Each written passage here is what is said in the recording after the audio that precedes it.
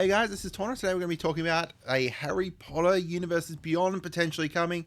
We're going to talk about a couple things kind of pointing towards that and everything. Now, this is all kind of speculation based off of drawing some strings between a few different things. And this is one Universes Beyond that I really hope doesn't happen. I'll explain that later on. I don't focus too much on, my opinions or anything like that when I'm giving the news. So that's going to be a little bit like a segment later on. So let's get into it as to why I think this may be happening. Before we do though, make sure you guys subscribe, make sure you share the video out, all that kind of stuff. If you like that instant speed breaking news, this is the best place to get it.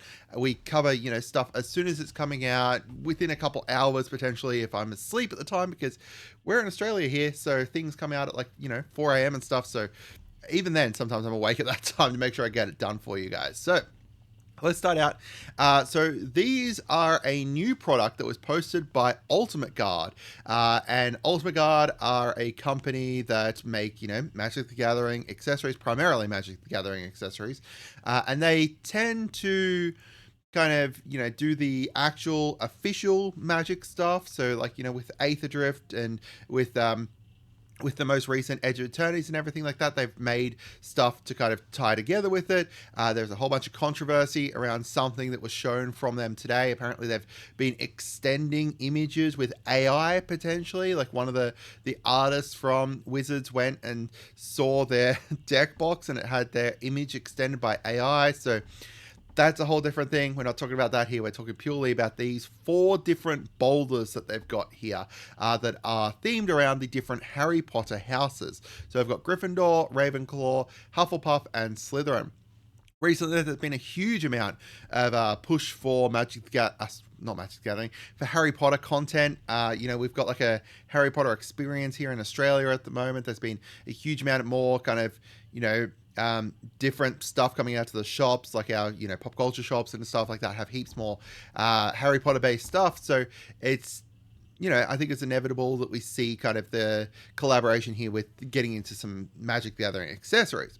However, if it just kind of stopped there, then I wouldn't be making this video, but there is more beyond this if we start looking more at what Ultimate Guard does. So if we look at Ultimate Guard, they tend to do some collaborations with companies that end up collaborating with Magic the Gathering not long after. Now, if these had been ages beforehand or anything like that, then I wouldn't be kind of, drawing the parallels as much.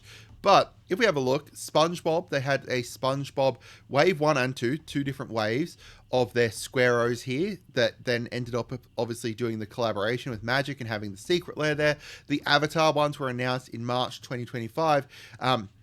And that was announced prior to, keep in mind, both of these were actually announced prior to the collaboration with Magic the Gathering being official and revealed. However, we know the Avatar one was in progress beforehand and didn't actually go up on their website until after Magic's and Avatar's collaboration was revealed, because we saw it prior to that. And then they didn't, show it until after the collaboration was kind of, brought together.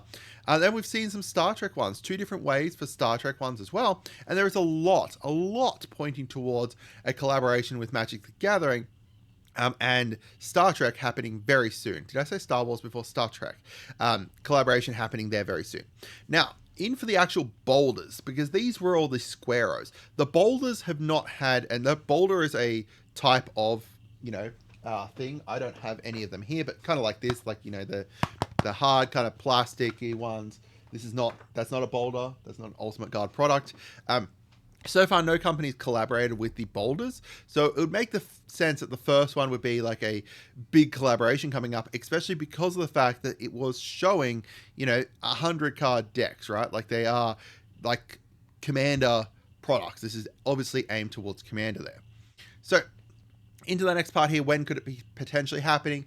The start of 2027 is going to be either the release of the new Harry Potter series on HBO, or it'll be the end of 2026. Similar to the Fallout show, though, we know that even if, it does get pushed back to 2027, if they were aiming for a 2026 release, then it will happen there.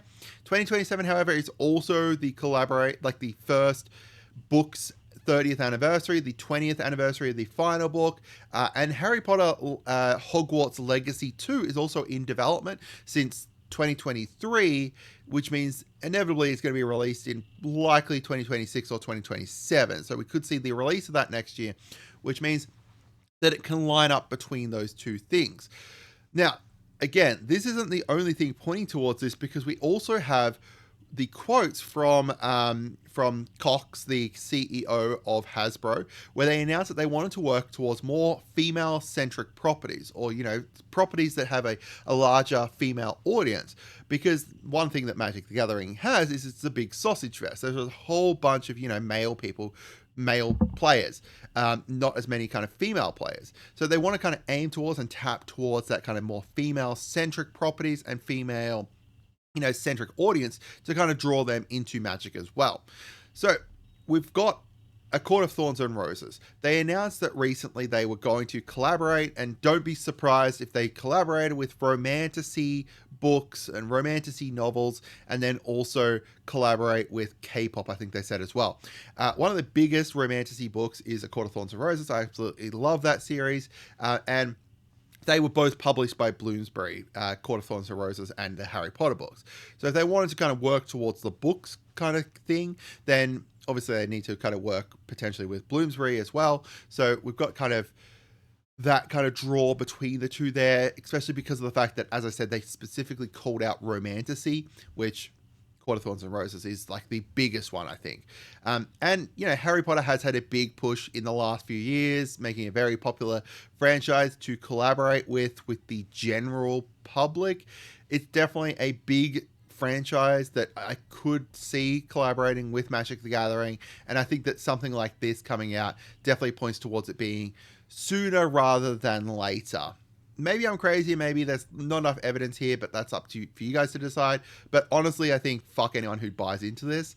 I am very rarely political and opinionated in my channel. However, I do have a sister who is trans, and watching J.K. Rowling use her money from Harry Potter and stuff to absolutely fund towards like anti-trans movements. She's attacking trans people in socials. She's attacking, non-trans women if they look potentially, yeah, it's ridiculous. I think that while you can distance properties from their creators, stuff like Neil Gaiman and a Good Omens kind of thing, where you can still support Good Omens without potentially supporting him. When the creator is using that money to then directly fund attacking campaigns and stuff like that, I think that's it's a bit further away than being able to distance them, I think. But yeah, as I said, rarely this kind of stuff on my channel, but I do think I need to add this in here to just say that I don't support this, and I really hope that it doesn't happen. But I'd love to hear from you guys as to what you think. Do you think I'm crazy? Do you think there's not enough kind of stuff to draw these two between, like two parallels or not? Let me know. I hope you guys had a wonderful day, and goodbye.